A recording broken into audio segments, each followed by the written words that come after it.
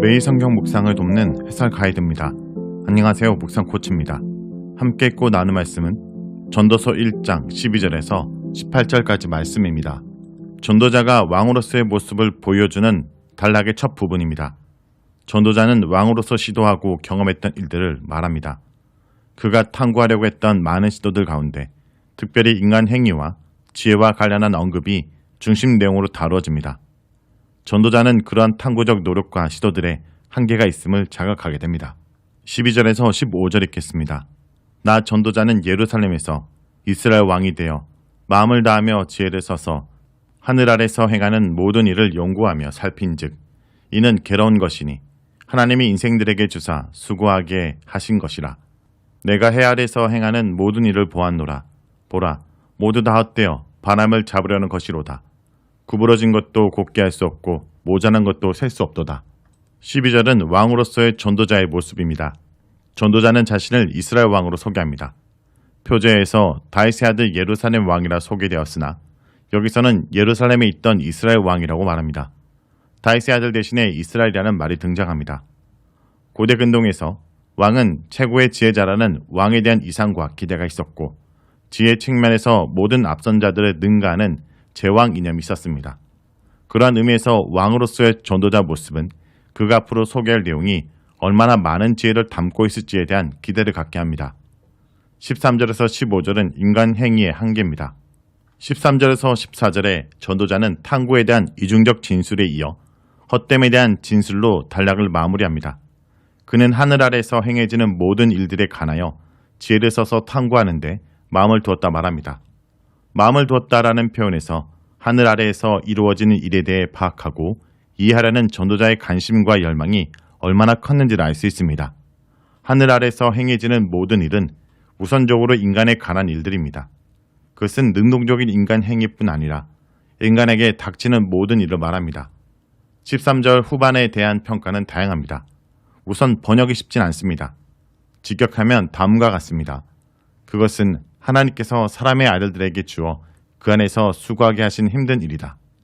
여기서 그것은 앞에서 나온 하늘 아래에서 행해지는 모든 일을 가리킬 수도 있고 그것의 의미를 찾고 탐구하는 지혜자 행동을 가리킬 수도 있습니다.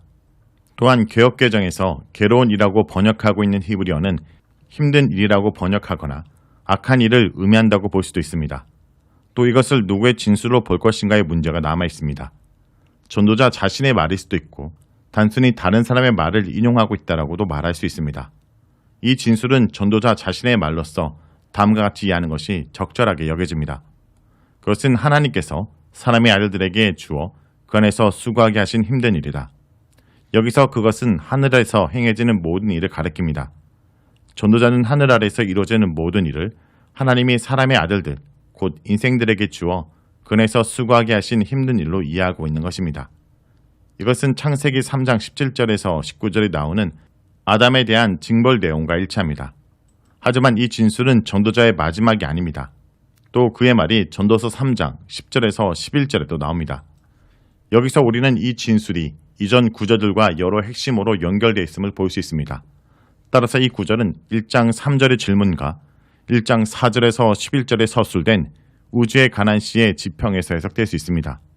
이러한 배경 속에서 13절에 예고된 탐구는 우선 인간적 행동을 겨냥하고 있는 것으로 나타납니다. 하지만 이 행동은 하늘 아래서 라는 표현과 함께 창조 세계에 대한 질문의 지평도 열어놓습니다. 14절에서 전도자는 다시 한번 하늘 아래서 행해지는 모든 일을 본다고 말합니다. 여기서 보다 라는 동사는 13절에 나오는 찾다와 탐구하다라는 동사와 함께 전도자에 의해서 의도된 탐구 행동을 묘사합니다. 14절 후반은 전도서 전체의 틀을 형성하는 1장 2절의 진술을 반복합니다. 하콜 헤벨, 즉 모든 것이 헛되다라고 말합니다. 하지만 이 진술에서 다른 표현이 덧붙여 확장됩니다. 그것은 바람을 쫓는 것과 같다입니다. 이것은 무엇을 의미할까요? 단순히 모든 것이 허무하다는 해로운 자의 고백이 아닐 것입니다. 전도자는 지혜를 써서 하늘 아래서 이루어지는 모든 일을 탐구하려고 애쓴 사람입니다. 그는 모든 일이 그 안에서 수고하도록 하나님이 주신 힘든 일들이라고 여깁니다. 그러나 그러한 일들을 이해하는 것은 아직 전도자에게 허락되지 않았습니다. 그는 해 아래에서 이루어지는 모든 일을 이해하려는 자신의 시도가 뜻대로 성공하지 못했음을 시인합니다. 그래서 그는 말합니다. 모든 것이 헛되다. 즉 인간으로 도무지 이해할 수 없다. 그 모든 것은 성과 없이 끝나는 바람을 쫓는 것뿐이다. 라는 말입니다. 15절은 인간의 행위의 한계를 나타내는 격언입니다. 부러진 것은 곧게 펼 수 없고 모자란 것도 셀 수 없습니다. 전반절의 내용은 다양한 차원에서 이해될 수 있습니다. 우선 교육적인 사항에 적용할 수 있습니다. 그것은 어리석은 사람을 지혜로운 사람으로 교육시키기 어렵다는 것입니다. 또 늙어서 등이 굽은 사람에 대한 말이 될 수 있습니다. 다시 말하면 등이 굽은 것은 시간을 되돌려 곧게 펼 수 없다는 것입니다. 후반절의 내용도 여러 가지 해석이 가능하지만 무엇보다 죽음에 대한 암시라고 보는 것이 설득력이 있습니다. 부족한 것, 즉 지나가 버려 없어진 것은 산자들과 함께 설 수 없습니다. 하지만 15절의 진술은 무엇보다 전도서 7장 13절의 시각에서 이해되어야 할 것입니다. 하나님께서 행하신 일을 보라. 하나님께서 굳게 하신 것을 누가 능히 곧게 하겠느냐. 하나님의 일을 인간이 이렇게 저렇게 바꿀 수 없다는 말입니다. 이것은 인간에게 행동에 한계가 있다라는 사실을 분명하게 깨닫게 합니다. 16절에서 18절 읽겠습니다. 내가 내 마음속으로 말하여 이르기를 보라 내가 크게 되고 지혜를 더 많이 얻음으로 나보다 먼저 예루살렘에 있던 모든 사람들보다 낫다 하였나니 내 마음이 지혜와 지식을 많이 만나보았음이로다. 내가 다시 지혜를 알고자 하며 미친 것들과 미련한 것들을 알고자 하여 마음을 썼으나 이것도 바람을 잡으려는 것인 줄 깨달았도다. 지혜가 많으면 번뇌도 많으니 지식을 더하는 자는 근심을 더하느니라. 16절에서 18절은 지혜의 한계를 말합니다. 이 단락에서도 탐구에 대한 이중적인 진술이 나타납니다. 16절에서 왕으로서의 전도자는 자신이 이전에 있었던 사람들보다 지혜를 더 크고 많게 했다고 말하면서 지혜와 지식의 많아짐을 경험했다 말합니다. 전도자는 큰 지혜를 얻었다함으로써 그 누구보다 지혜가 뛰어남을 언급했습니다. 이는 상당히 듣기에 거북한 소리일 수도 있습니다. 전도자를 교만하다 할 수 있는 진술로 이해할 수 있기 때문입니다. 그러나 전도서가 말씀하고자 하는 의도는 그것이 아닙니다. 누구보다 뛰어난 지혜를 갖고 있는 전도자가 만약 그 안에서 의미를 찾지 못했다면 이제 누가 그 의미를 찾을 수 있겠느냐는 것입니다. 지혜자는 다시 지혜와 우매와 미친 것을 알고자 했는데 이것 역시 의미를 찾기 위한 목적이었습니다. 그러나 지혜의 앞면과 뒷면을 한 번에 보는 것이 불가능하듯 이런 그의 시도는 실패했습니다. 이런 실패로 끝난 시도를 통해 이건 역시 무의미함을 알게 되었습니다. 16절에서 17절에 언급한 내용을 전도자는 격언으로 결론을 맺습니다.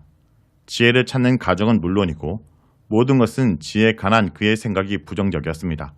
지혜가 많으면 번뇌도 많으니 지식을 더하는 자는 근심을 더하느니라고 18절에 말합니다. 전도서에서 처음으로 지혜에 대한 비판을 하는 부분입니다. 많은 근심과 노력을 통해 지혜를 얻을 수 있습니다. 하지만 전도자는 고통의 수고와 지혜의 순서를 뒤집습니다. 이것이 전도자가 기존의 지혜를 취급하는 방식이기도 합니다. 그는 정통적인 격언 지혜를 수용하되 약간 비틀거나 본래 의도와 반대되게 방향을 바꿉니다. 많은 지혜는 많은 근심을 야기하고 아는 것은 오히려 고통을 증가시킨다는 말입니다. 우리 속담에 아는 것이 병이다 라는 말을 떠오르게 합니다. 자, 여기까지가 전도서 1장 12절에서 18절까지 말씀입니다. 오늘 말씀을 통해 우리는 무엇을 묵상하고 적용해야 할까요? 지혜로웠던 전도자도 자신의 지혜의 한계를 시인합니다. 하나님 없는 지성은 또 하나의 우상에 불과합니다. 성도 여러분, 나는 단순히 지식을 위한 지식을 추구하고 있지 않습니까? 나의 학문과 지식을 지나치게 가신하고 있지 않습니까? 많이 할수록 그에 대한 고통과 책임이 커집니다. 많이 할수록 악은 명백해지기 때문입니다. 지식 자체는 죄가 아니지만 지식을 통한 인생의 만족을 추구하려는 시도는 헛됩니다. 그래서 전도자는 자신의 지혜를 통해서는 인생의 참된 의미를 찾을 수 없다고 고백하고 있는 것입니다. 성도 여러분, 전도서에서 이렇게 지혜에 대해 무상함을 말하는 것은 지혜 자체의 헛됨을 말하는 것이 아니라 지혜의 근본이신 여호와를 깨닫고 알게 하기 위함입니다.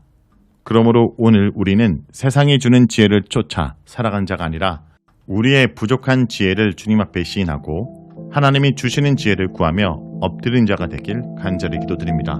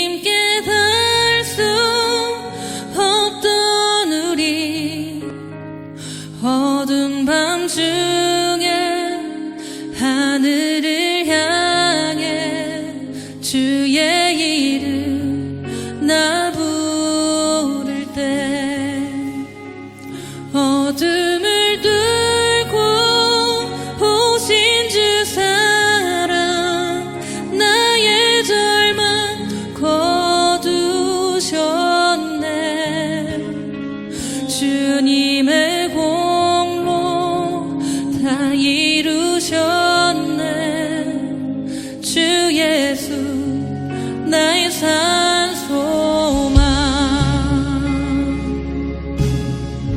그 누가 주의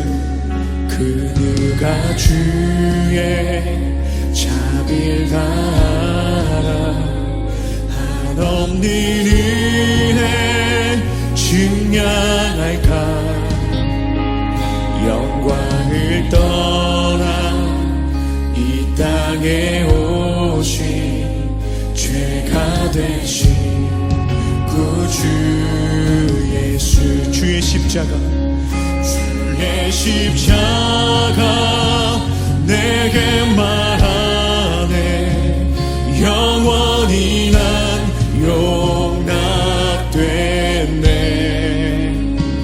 아름다우신 왕 나는 주의 것 그리스도 나의 산소망.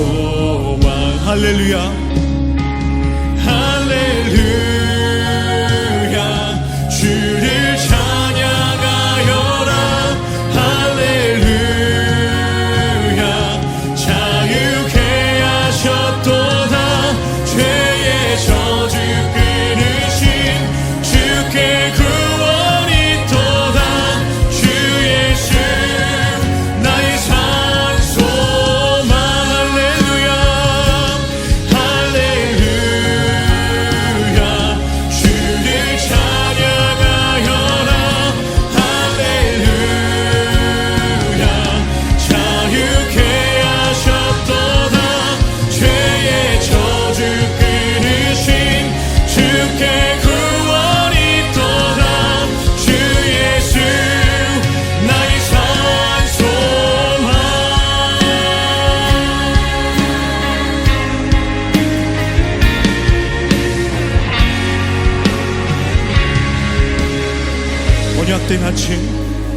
언약된 아침 참사된 몸에 부활의 호흡 시작됐네. 유다의 사자 위험찬 선포. 사망이 무너졌도 이제 사망은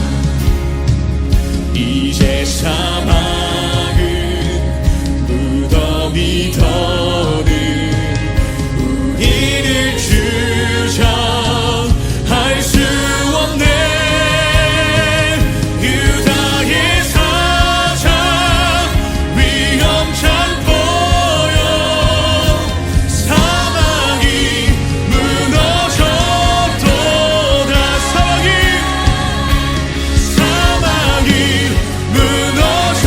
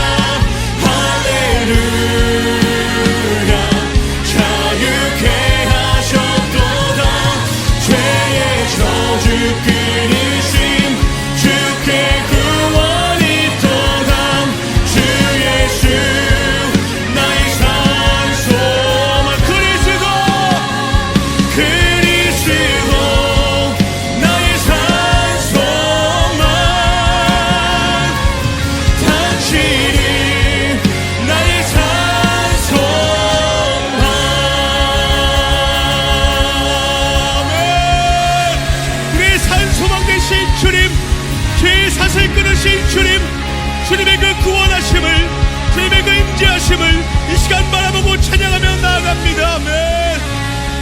아멘.